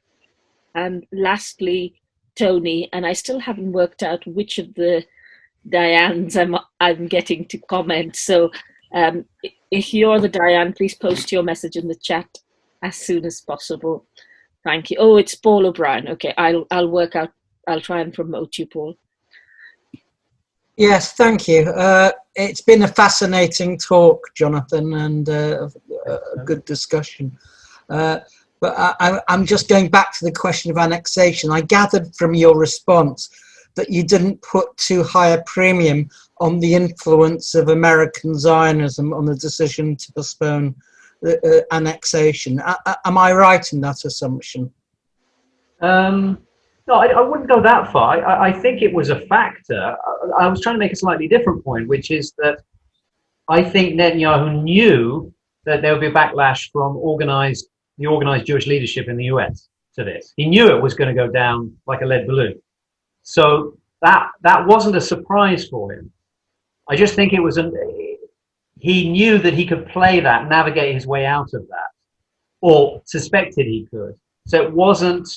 You know, the point I was trying to make is I'm not sure Netanyahu was ever playing the annexation game in good faith. He was manipulating that debate for his own political ends and his own needs, which are at the moment are in crisis. So he was doing fairly erratic, desperate things. And I think there were lots of factors weighing on him in trying to work out what was the best path to play. Internal election politics, David Friedman and the whole constituency he represents, Trump's evangelical vote, not getting on the wrong side of Trump, the worry about the Jewish leadership in the US, Europeans, not that I want to put too much of an emphasis on them, but it's not to be entirely sniffed at. He was playing, and his own settler community, his own party, the divisions within his own party. There are lots and lots of elements that he was weighing here, and he was trying to play the best hand he could. And I'm sure, in part, he couldn't be sure how that was going to play out over time, and he played his hand as it developed, as those things developed. I was just trying to show that there were lots of different pressures on him here. The US leadership, Jewish leadership, was one of them, but I think it would be wrong to imagine that he didn't know that he was going to get backlash from them. I'm sure he understood that there was going to be a problem. They weren't all going to say, yes, great, let's seize the West Bank, let's not give them the Palestinian citizenship, or let's give them. He knew that that would cause problems for him. So I think that he felt he could get past that. He could find a way out of it. That was the point I was trying to make. I don't want to minimize the fact that it had some impact on him. I'm sure it did. Okay, so to go to the other question, maybe I'll go backwards. The two-state solution, well, in a sense, tangentially, I've already kind of addressed this, because this was why I wanted to talk a little bit about settler colonialism, because the reason that the scholars of settler colonialism talk about a logic embedded in settler colonialism, what is that logic? It's the logic of elimination. They talk about that logic because it isn't something that's chosen. It's a driver of ideology. It's not that Netanyahu and other Israeli leaders sat around saying, you know, what's the best way to screw the Palestinians? It's not that kind of a conversation. There's a logic in their worldview which says that all that matters here is the Jewish people. This is about our survival. It's a zero-sum game. There will always be anti-Semitism in the world. That's effectively what you have to believe if you're a Zionist. It can't be eradicated. Zero-sum logic for us as Jews living in Britain, America, or wherever. We need to have our own state, and there are people there, so we've got to get rid of those people, because also they're a threat to our survival. It's a sort of paranoid worldview, and it's not in any way unique to Jews, Zionists, Israelis. None of that. It's in the logic of settler colonialism. It doesn't matter whether you're a pilgrim father, whether you're a white South African supremacist, whether you are heading off to New Zealand or Australia.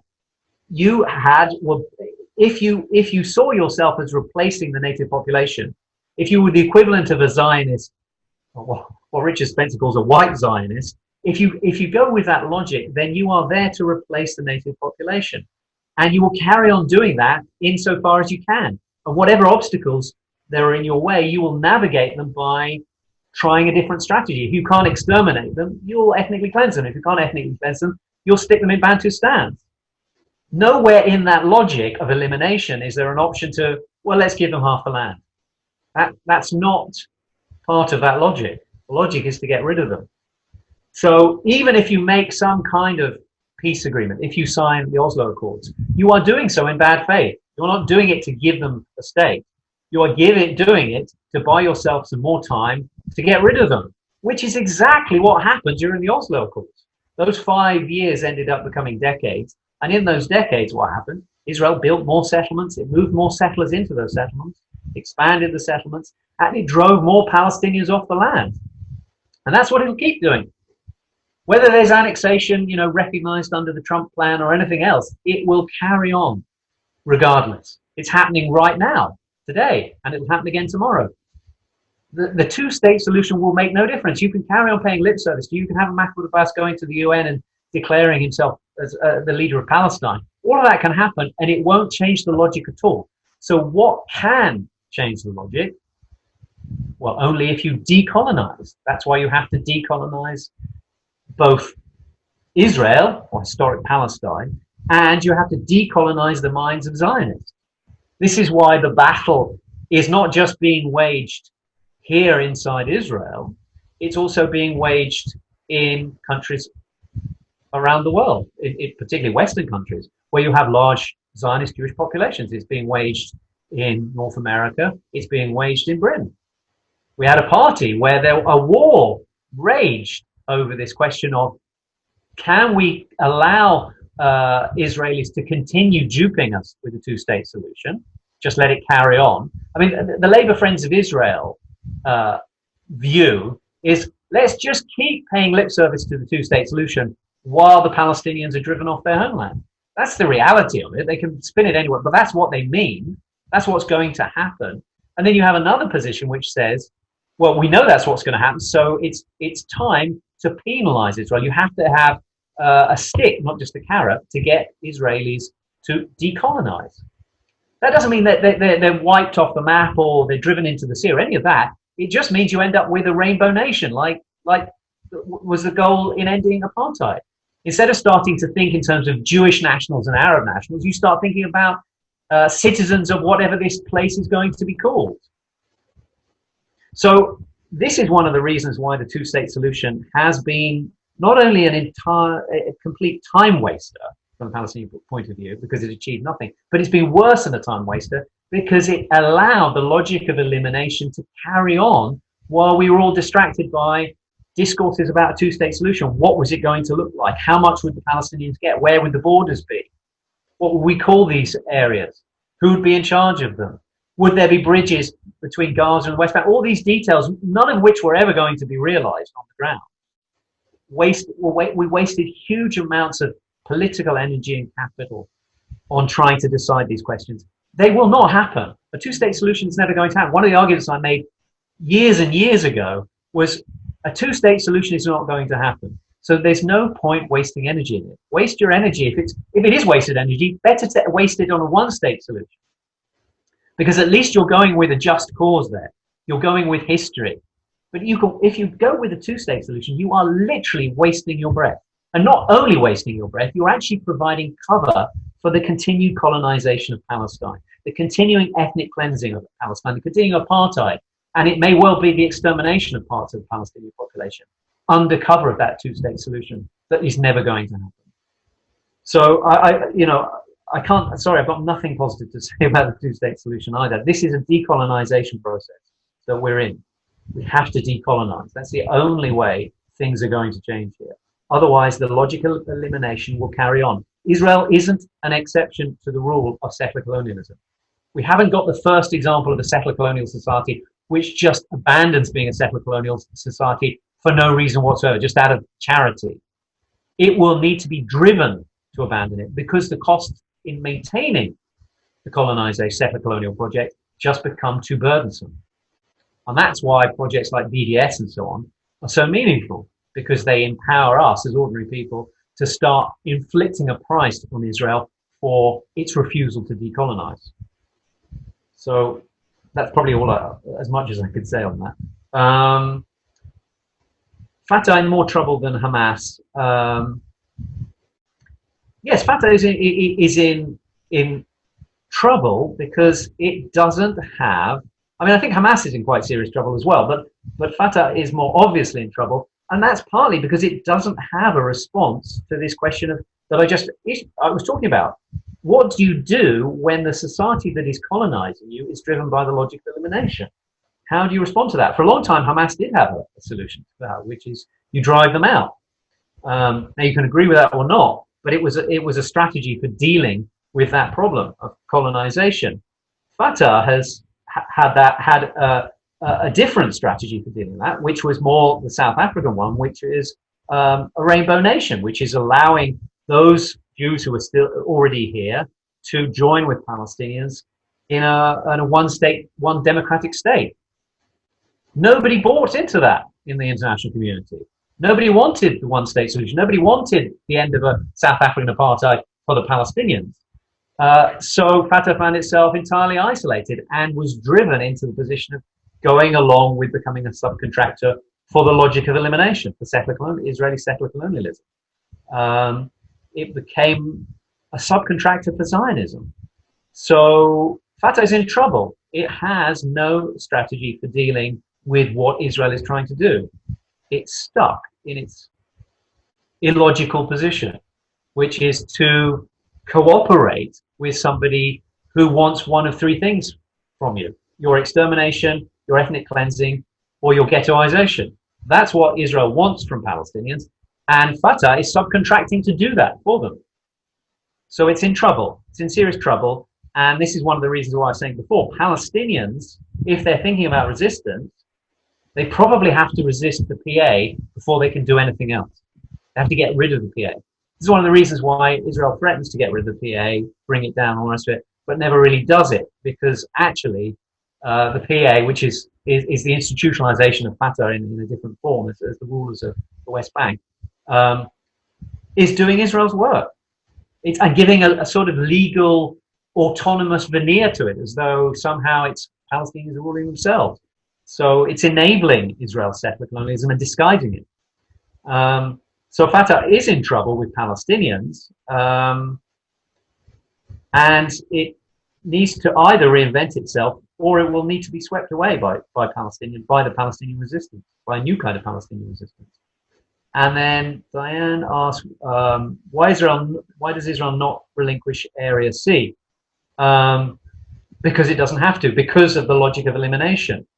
It wants to get all of Palestine if it can, and it certainly wants to get more immediately Area C, and has been doing that for a long time. Why was it not forced to relinquish Area C? Well, because the Oslo Accords were very vague on what was actually going to be the outcome at the end of that 5-year process. And then when we had those negotiations at Camp David, overseen by Bill Clinton, and Bill Clinton basically sold out the Palestinians and enforced Israel's position, those negotiations collapsed, leaving the Palestinians with no chance to stop that logic of elimination, that settler colonial project. And so Palestinians started an intifada, an uprising against Israel. And at that point, the Oslo Accords really were null and void. But Israel, of course, cherry-picked the Oslo Accords. So it told the Palestinian Authority, you have to enforce those bits of the Oslo Accords that assist us, the subcontracting bits of it. But we don't need to do anything about transferring more of the territory towards you. I've been here long enough to remember Ariel Sharon, when he was prime minister, kept on talking about, he would talk to the Palestinian leadership about giving them more control over their own areas, withdrawing from, and he was talking about parts of, not really Area C, he was talking about Area A and B, when there were, I think it started off with 3 days of quiet. And then when there were 3 days of quiet, it became 7 days of quiet. And then when there were 7 days of quiet, it became 7 months of quiet. Always the goalposts shifted, because Ariel Sharon had no intention of giving the Palestinians anything. And no Israeli leader of the so-called left or the right has ever had any intention of giving the Palestinians anything that they weren't forced to give them by outside parties. And so the Palestinians never got Area C because Israel was never going to give it to them, and nobody ever put any pressure on the Israelis to give it to them. Instead, we've had now 25 years of deciding if there would be a Palestinian state, where would its borders lie? Which bits would be included? Endless debates about details which are never going to happen, and which Michael Tarazi, the Palestinian lawyer, famously made a rather great analogy of what was going on. He said that, you know, we're stuck in negotiations over dividing up a pizza, and while we're having those negotiations, Israel is eating the pizza. And that's exactly what's been going on. So those negotiations just provided the cover for Israel to get on with taking it all. And that's what they've been doing. The priority is getting as much of Area C under its belt as possible. And once they've got Area C, they'll start moving on to Area B. They're not going to say, okay, that's enough. Now the Palestinians can have their state in these times. No, they're going to try and take those as well. They will try and take it all. So there is no end to this process unless Israel is forced to decolonize. Our governments don't seem to be willing to do that, which means the pressure falls on us as political activists to educate people about what's really going on here, to mobilize people into action, to organize, because inspire Palestinians that way. Palestinians need to see that there's an audience for what they're doing, that there are people who care out there, that they're being sold out by Israel, by the European Union, by the US, by their own leaders, by the Arab world. if we're the only people who are going to come and help the Palestinians, ordinary Palestinians, reclaim their birthright, their homeland. Only us. And we can do that. We can inspire them to new creative strategies when they see that there's solidarity, that there are people who are organizing behind them. But sadly, what most political activists in the West are doing is still haggling over the details of a two-state solution. That is never going to happen. And that is exactly how Israel wants it. That's exactly how the European Union wants it. That's exactly how the US wants it. Everybody wants us doing that. Because while we're doing that, we're doing nothing useful. And it will carry on that way until we start to see through the two-state solution as a time waster. And not only a time waster, as I said, as something that is giving cover to Israel to entrench its dispossession of Palestinians. Thanks, Jonathan. Were you going to say something there? No, I was going to say, I've shot my bolt on this theme, I think. Okay. I've now worked out which of the Diane Pearsons is going to speak, and it's going to be Paul O'Brien, actually. So he's on your screen now. But before I take a comment from Paul about the false allegations group that we're working on in Camden Momentum, I just wanted to remind those of you who might drop off that we will be having a Black Lives Matter event in the month of October. We have some excellent speakers lined up, and we would welcome our comrades in Barnet Momentum and indeed in other Momentum branches joining us. I also wanted to remind you of a cause that is particularly dear to Jonathan's heart and to mine, which is the campaign against the extradition of Julian Assange, which is currently taking place at the Old Bailey. The reason I look so spaced out is because we're having to queue at 5 a.m. in order to get one of two spaces in the public gallery where there are actually 64 seats supposedly for the public. But only 2 people are allowed in every day, no NGOs allowed, and even the journalist spaces are hugely limited. The trial is an utter farce, and if we are thinking about Black Lives Matter, if we're thinking about understanding the crimes that our governments commit in our name, I think it is important that those of you who are activists here, please extend your solidarity to Julian at this time. So I'd be very grateful if to those of you who might be willing to come to the Old Bailey and protest. We usually protest on Mondays. And now final comments from Paul, and then some comments from Sam, if I may, and then we'll try and finish by 9:05 with a final word from Jonathan. So Paul, over to you. You have 2 minutes. Thanks, Jonathan. It's been really good and enjoy very much what you said. We're 3,000 miles away here in London, and most of us are in the Labour Party, and we've had to deal, we have dealt with the issue of Palestine comes to us through our solidarity, but also in the form of the attack on Jeremy and many others in the party under the name of anti-Semitism. I don't think Deepa will give you enough time to speak on that, but maybe you say a little. I just want to say to the kind of 50 people who are still on the call, though, we have this small group called the False Allegation Group that supports people who are accused falsely of anti-Semitism, and they could be local people or wherever, or some national figures. And if anybody wants to, join in our group, Linda Sale will now on the chat, she'll put in her email address, so you can email Linda and she will do it for you. So Jonathan, you're looking a bit tired after all this, but so if you wanted to say something on that issue, because Paul, no question, no comments, no more questions for Jonathan. Just your quick comment about the false allegation. Just false allegation, yes. I just want people to know about it. It's more for the audience rather than for Jonathan. Okay, thank you. And Sam, any final comments? You're still muted, Sam, so you'll have to unmute yourself. Hi. Yeah, the first thing, of course, is to thank Jonathan.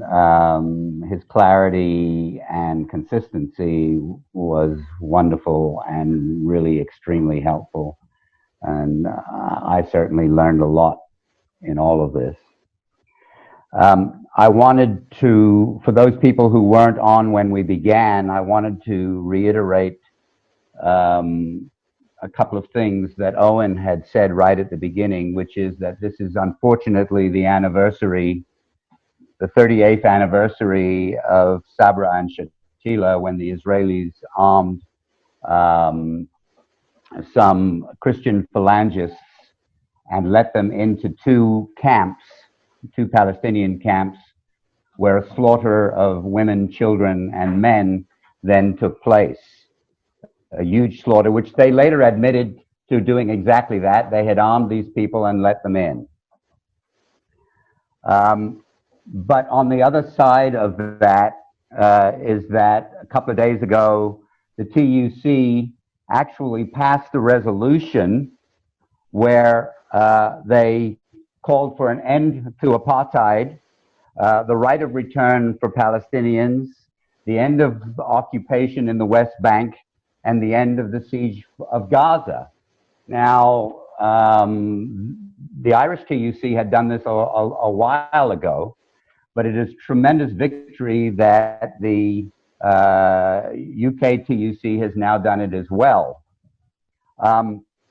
It is particularly important given what's happened in the Labour Party and the fact that Keir Starmer has come out saying that he gives unqualified support to Zionism. And I assume this poses some real problems for him. I sincerely hope so. And it will have to be exploited. But I think it's important to keep in mind that most of the world supports Palestinian rights. There are some great exceptions. I mean, but the vast majority of people in the world do support Palestinian rights.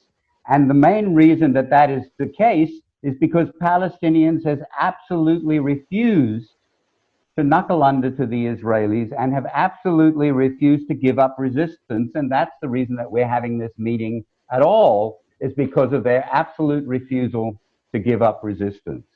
And I think that that's a tremendous victory, and one which we now, I note, by the way, that the TUC resolution passed, but I didn't see it in any newspapers. I don't know if it got reported very widely. I suspect it didn't. I suspect there's basically a blackout. Now, that is what it is, but it lays out what part of our task is here in supporting the Palestinians, is we have to make sure that it goes far and wide. And we have to make sure that increasingly the big AFL, the AFL-CIO in the United States is increasingly isolated and has to also take a position against the Israeli apartheid. And I think the TUC resolution today helps us enormously, and we can use it. Now, I gather the Israelis are about to send us a new ambassador if they haven't already. And she happens to have a residence within Camden. And I hope that we as Camden Momentum will show her a warm welcome and continue to show her a warm welcome over an extended period of time. That's what I have to say at this point. But again, thank you very much, Jonathan. It was extremely useful.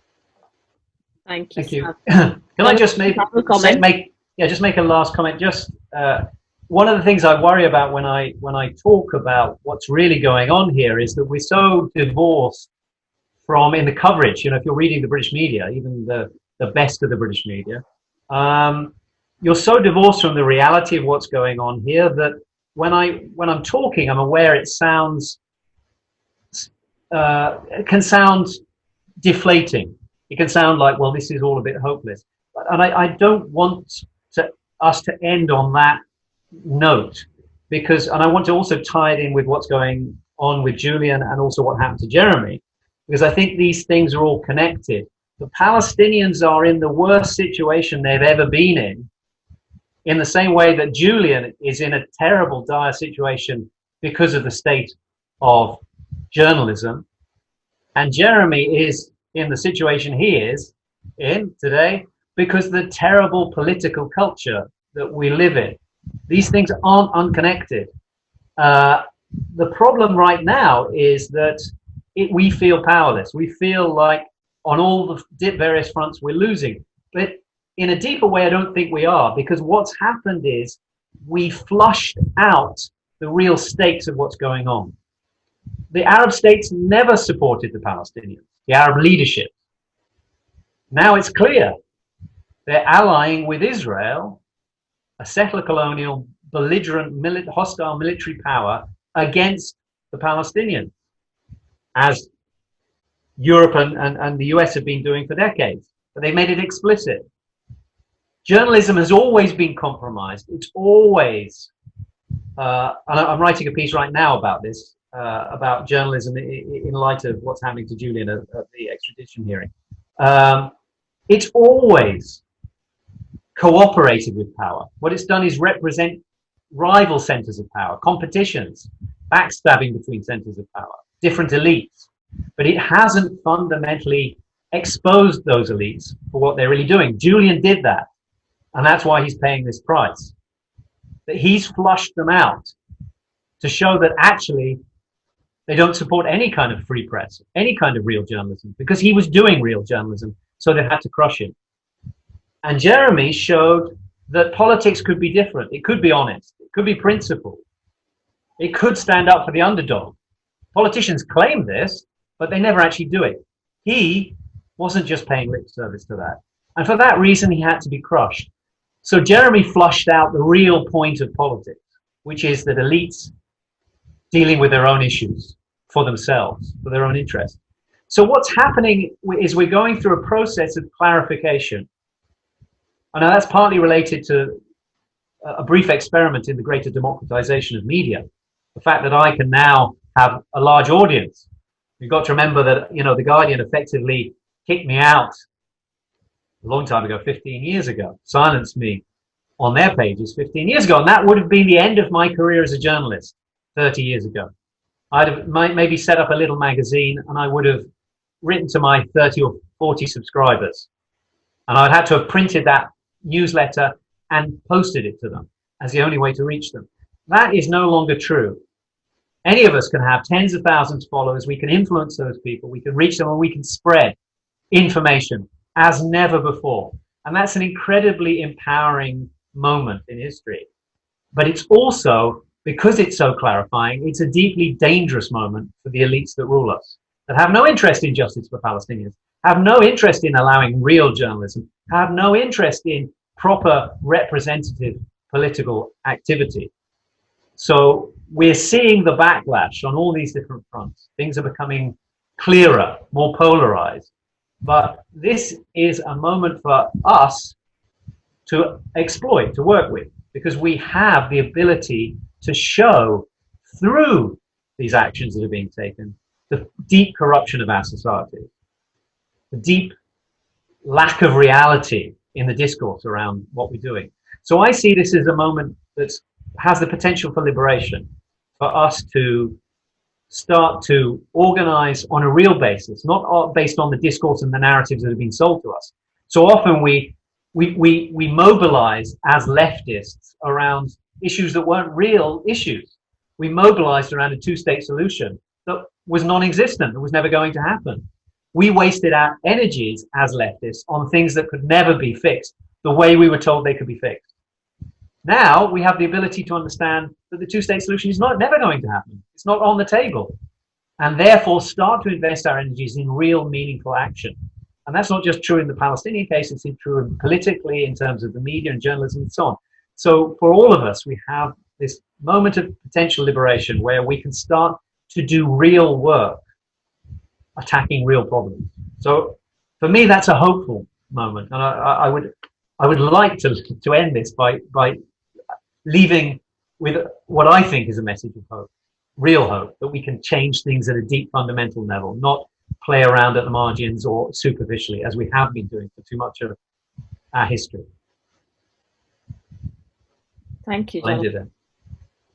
Thank you so much for, I think somebody said it very nicely. It is this clarity, this moral clarity, and this ability to see the big picture that really has made this meeting so valuable to so many of us. I'd like to take your permission to share this video more widely through our membership lists and also wider, both here and abroad. I presume you have no objections. Yeah, I'd be very happy for you to do that. Great, and we hope we can invite you back maybe in some time to talk to us again, because I think there are so many other questions that people have and may not have a chance to ask. And I think I'm standing between people and their dinner, so I'll just say thank you again, Jonathan, and good night, everybody. Thank you very much for joining us. If you are, I'd like to also, before I forget, very important, I'd like to thank Barnet Momentum for joining us in organizing this and for helping us with making this event happen. And that's from Owen, Sam and me. And we'll also be, the Zoom cost on this call is extortionate.